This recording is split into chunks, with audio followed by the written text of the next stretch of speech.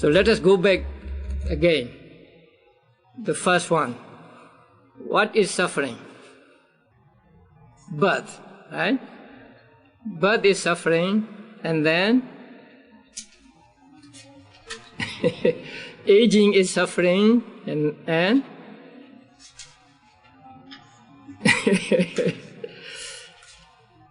death is suffering. And sorrow, lamentation, pain, grief, despair are suffering, and then association with the unloved is suffering. Separation from the love is suffering. Not to get what one wants is suffering.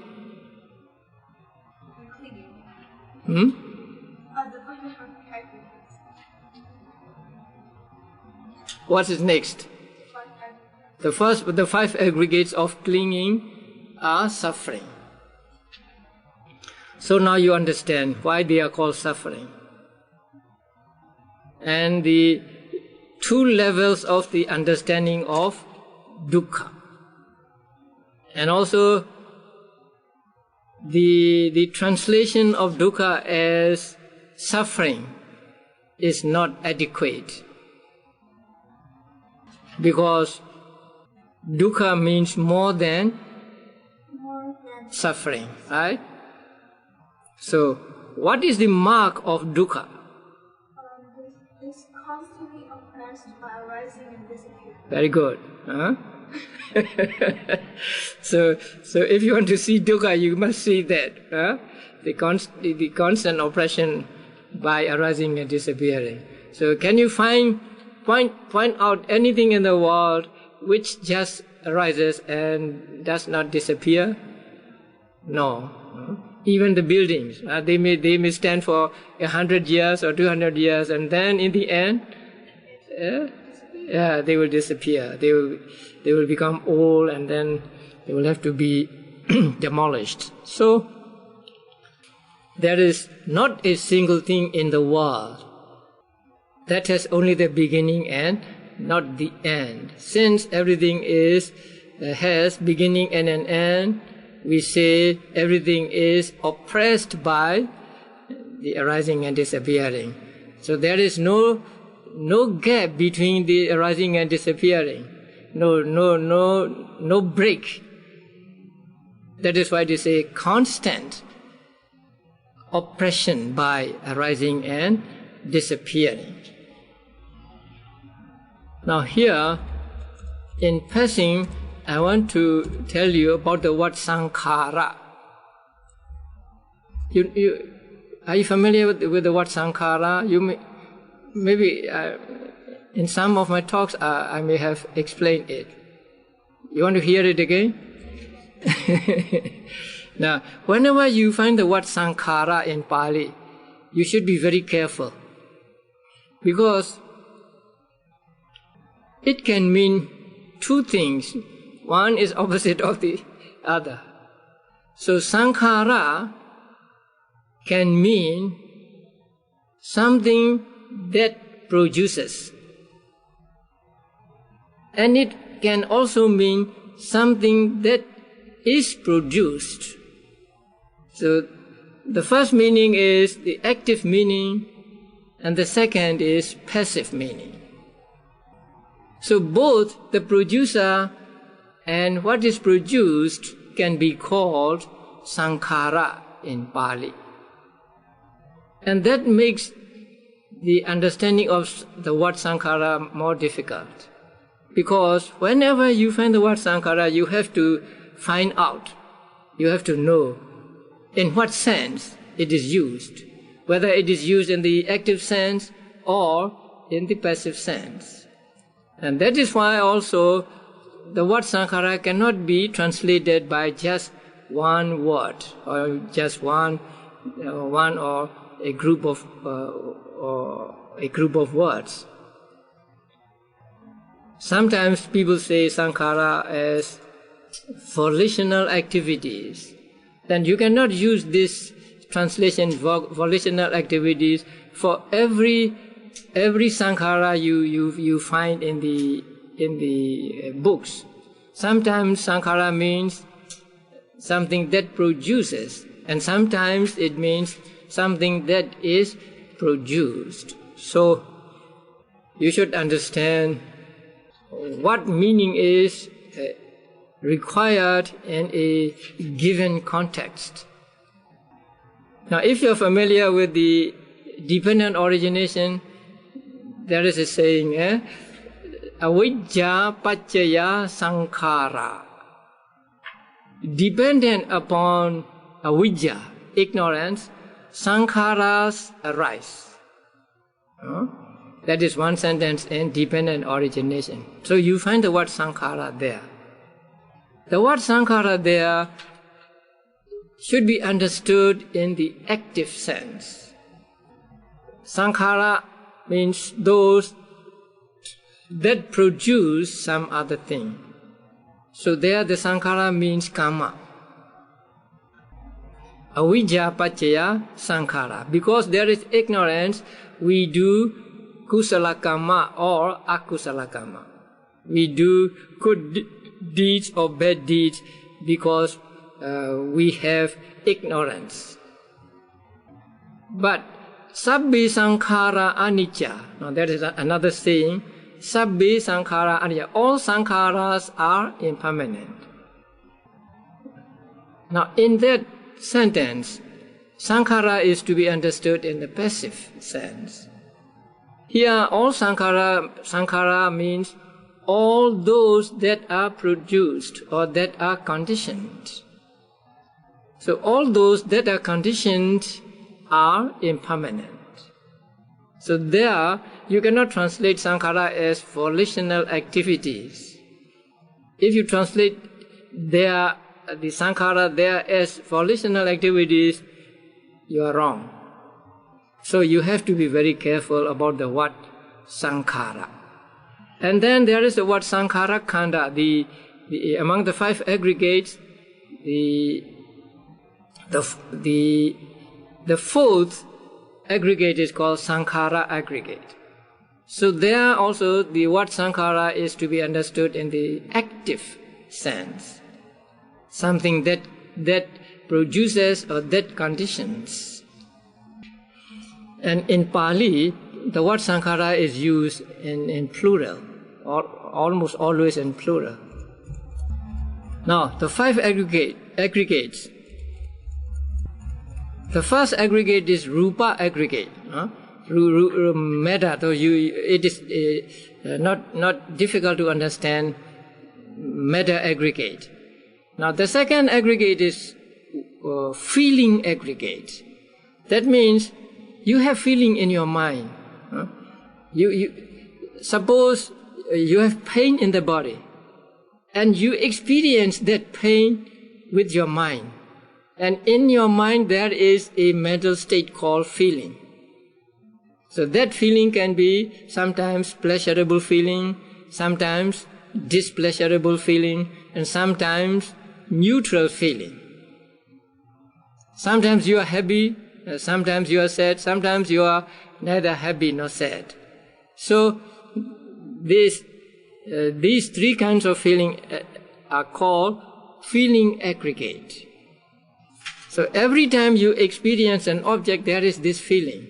You may not be aware of that feeling, but there is always feeling. So when you see something, you may see it with pleasurable feeling, or you may see it with displeasurable feeling, or sometimes you may see it with neutral feeling. So there are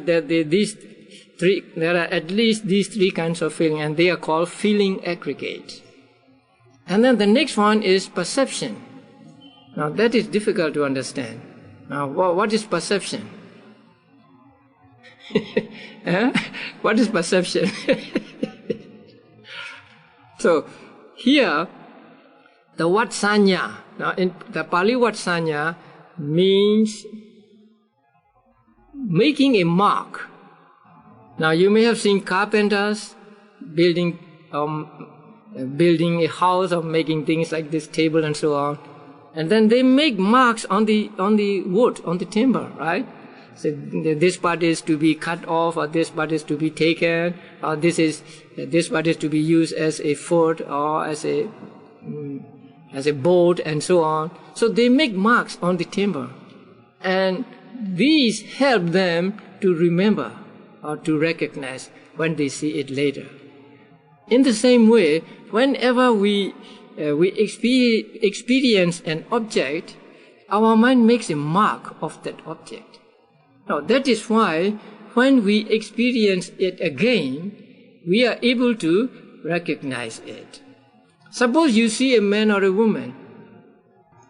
You may not know, or you may not be aware that your mind has made a mark of that person.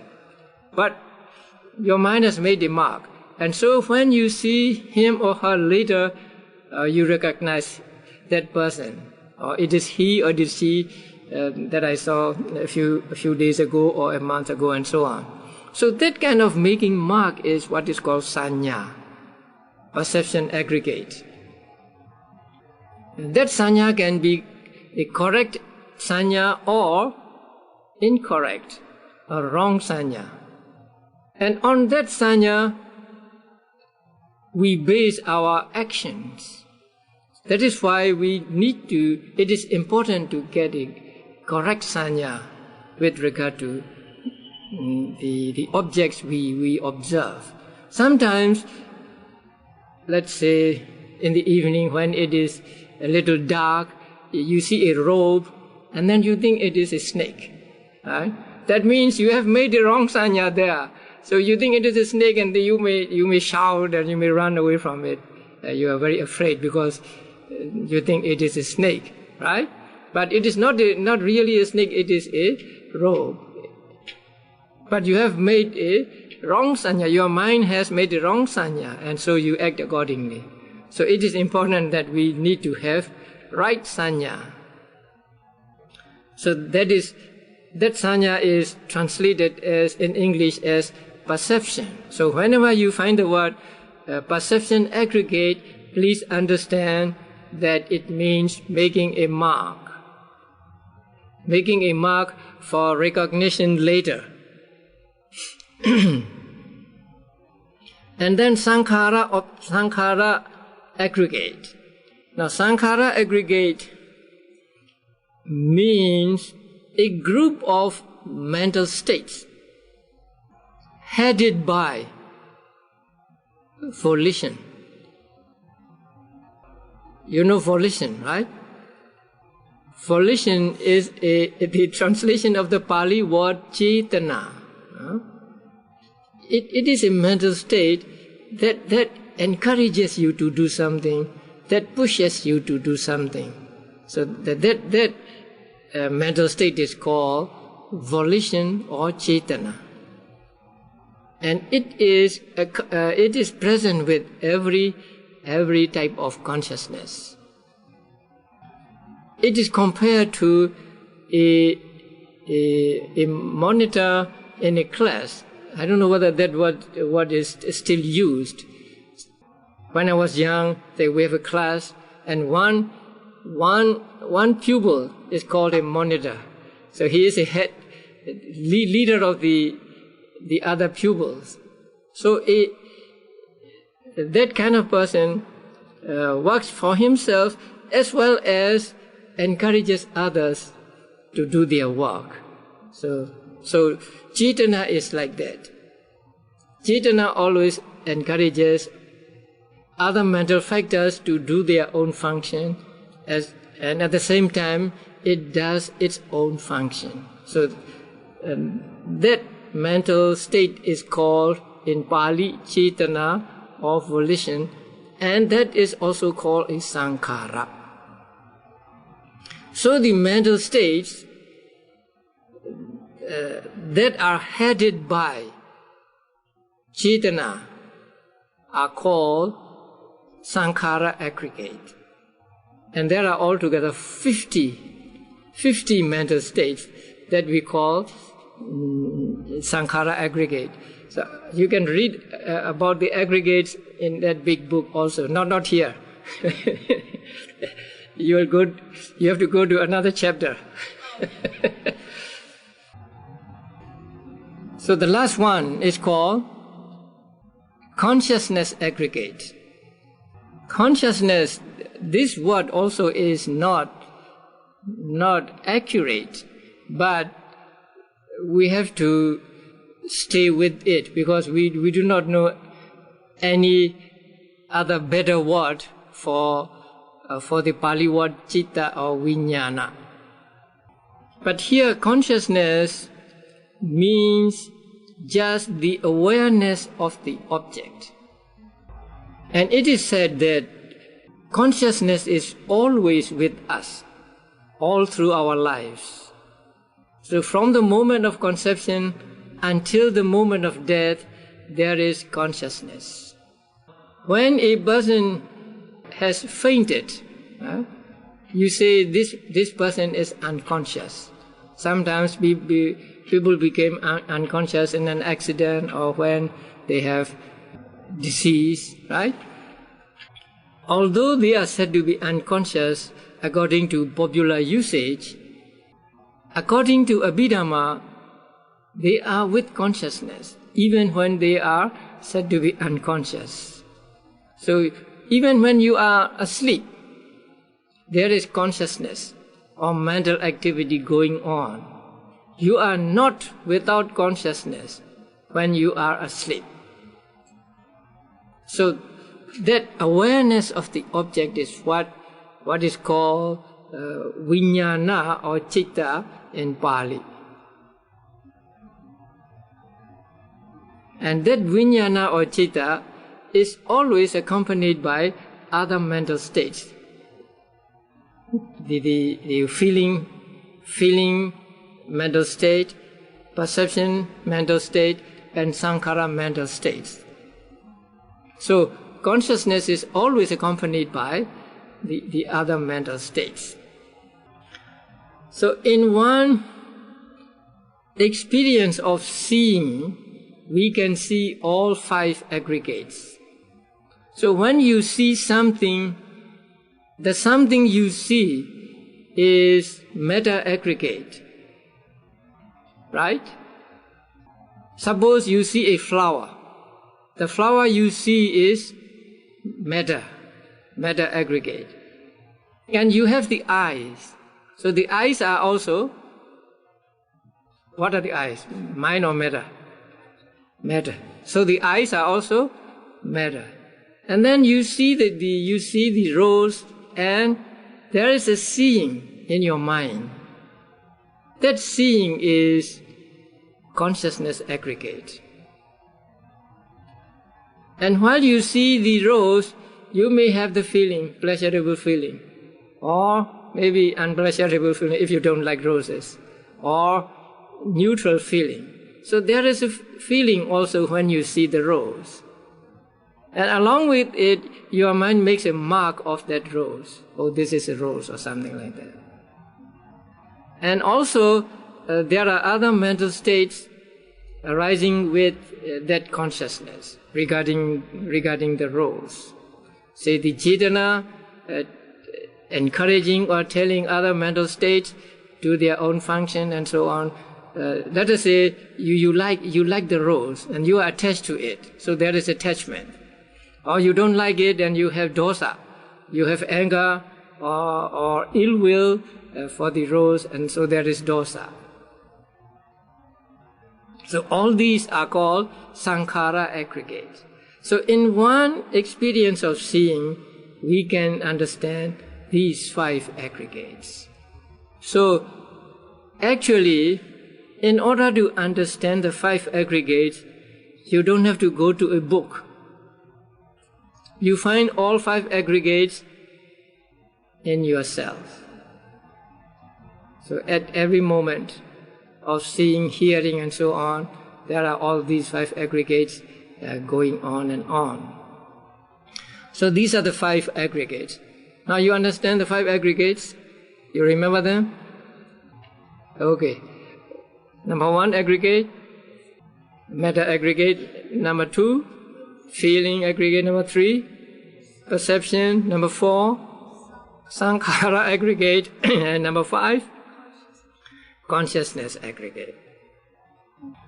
And it is important that we take any of these 5 aggregates as object when we practice Vipassana. So Vipassana takes only these 5 aggregates that are subject to clinging as object. So now we come to the end of dukkha, or the noble truth of suffering. So you want to ask some questions about the noble truth of suffering?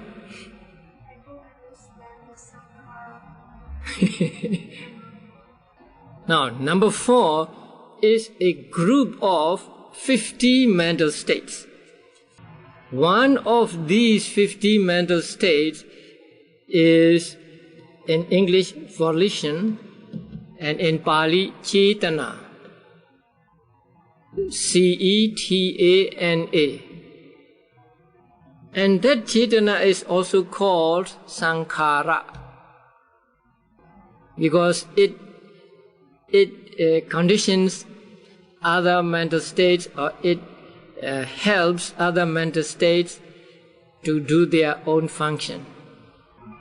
But here, the name of the cetana, sankhara, is applied to all 50 mental states. And so all 50 mental states are called sankhara aggregate. Actually, sankhara is just one, but it is the leader of all these 50 mental states, and so all 50 mental states are called sankhara aggregate. But in fact, sankhara is the name of cetana, or volition, which is just one among the 50 mental states.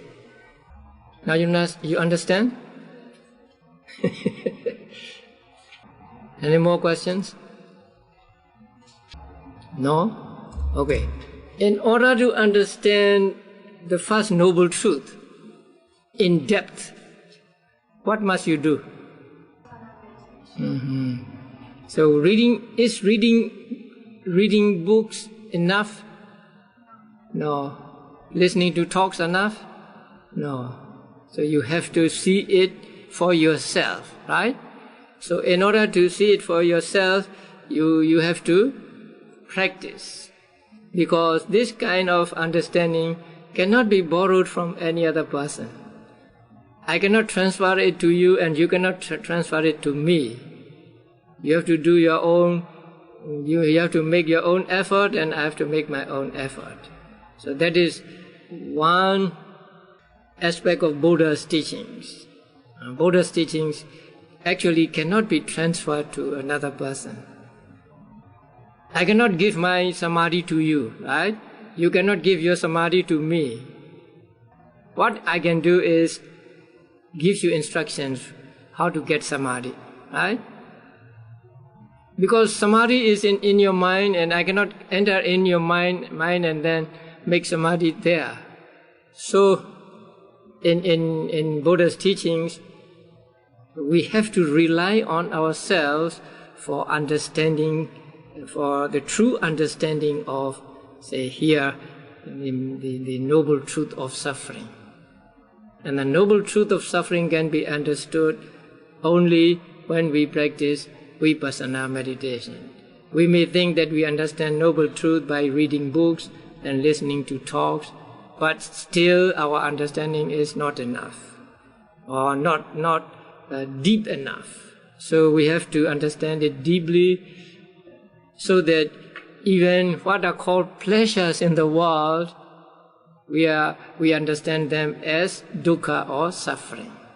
And also when we understand this, we can easily accept the Buddha's teaching that all 5 aggregates of clinging are suffering. And when we understand this, we will not accuse Buddha of being a pessimist. You know the word pessimist? So many people say that Buddha was pessimistic, right? Buddha's teachings are pessimistic, because they say, we don't like Buddhists because you always talk about dukkha. Right? But what we are saying is not just what is bad in the world, in life. It is a fact. So what Buddha said was the fact, not just one part of the fact. And Buddha did not stop at saying there is dukkha. Buddha also said that there is a cause of this dukkha, and there is the cessation of this dukkha, and there is a way that will lead you to the cessation of dukkha, right? So how can we accuse Buddha of being a pessimist? A pessimist is, it is dukkha, and then you cannot do anything, right? You have to just surrender to dukkha and do nothing. But Buddha did not say that. Buddha did not stop there. First he told us that, life is suffering. Life is suffering because it is suffering. It is a fact. It is a reality. And then he didn't stop there, but he said, and that suffering has a cause. And I have discovered that cause. And then that suffering can be made to end. That suffering will come to cessation. And here is what to do to end that suffering. Okay, now, in order to understand the Four Noble Truths, you have to understand a simile of a doctor. A doctor first diagnoses a patient, right? So he examines the patient, and then he says, you have this disease. And then he will tell him, I know what causes this disease. Then the patient wants to know, can my disease be cured? Buddha said, yes, it can be cured. It can come to cessation. Then he will ask, the patient will ask, what medicine should I take? Then the doctor will give him medicine. In the same way, Buddha gave us the Four Noble Truths. So if you understand that simile, you understand the Four Noble Truths.